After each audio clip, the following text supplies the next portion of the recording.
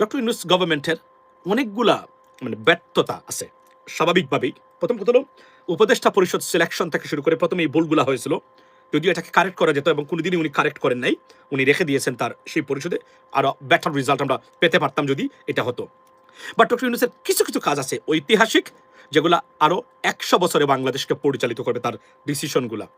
তার মধ্যে বাংলাদেশকে ভারতীয় আগ্রাসন থেকে বাঁচানোর যে প্রক্রিয়াটা, গুণগত কিছু ড্রাস্টিক জায়গাতে হাত দেওয়া মানে রিফর্মসের জন্য, দিজ আর আপনার the most important reformative action by this government, ladies and gentleman.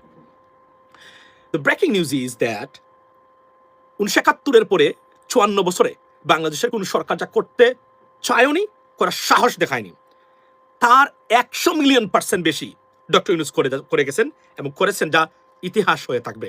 আমরা জানি না এই সরকার যাওয়ার পরে কোনো পলিটিক্যাল গভর্নমেন্ট ক্ষমতা আসলে সেটা কি পুনর্বৃত্তি, তারা কি সেটা করতে পারবেন কিনা বা এটা ক্যারি অন করতে পারবেন কিনা আমরা জানি না, যদিও করতেই হবে, তার বিকল্প কিন্তু নেই, যতই তারা চেষ্টা করুন না কেন।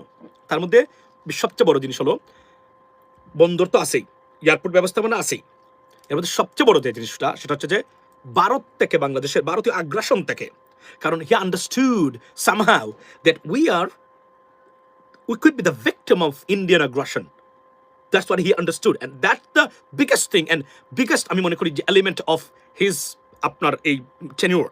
Ladies and gentlemen, বাংলাদেশ তারই ধারাবাহিকতায় অনেকগুলা ডিফেন্স এবং ক্যাপাবিলিটি মানে অর্থাৎ প্রতিরক্ষা ব্যবস্থা উনি এটা বুঝেছেন যে দেশের ভিতরে যাই থাকুক না কেন, দেশটা বহিঃশত্রুর থেকে মানে বাঁচানো সবচেয়ে ইম্পর্টেন্ট কাজ, এবং এটা যে বাড়াচ্ছে এটা নাম্বার 1 আপনার টার্গেট, সেটা বলাই বাহুল্য, রিলিজ এন্ড জেন্টলম্যান। এবং সেই জায়গা থেকে দেশকে মুক্ত করার জন্য একের পর এক ডিফেন্স প্যাক্ট, ডিফেন্স চুক্তি, মিলিটারি এগ্রিমেন্ট বা ডিফেন্স ডিল করেই যাচ্ছেন।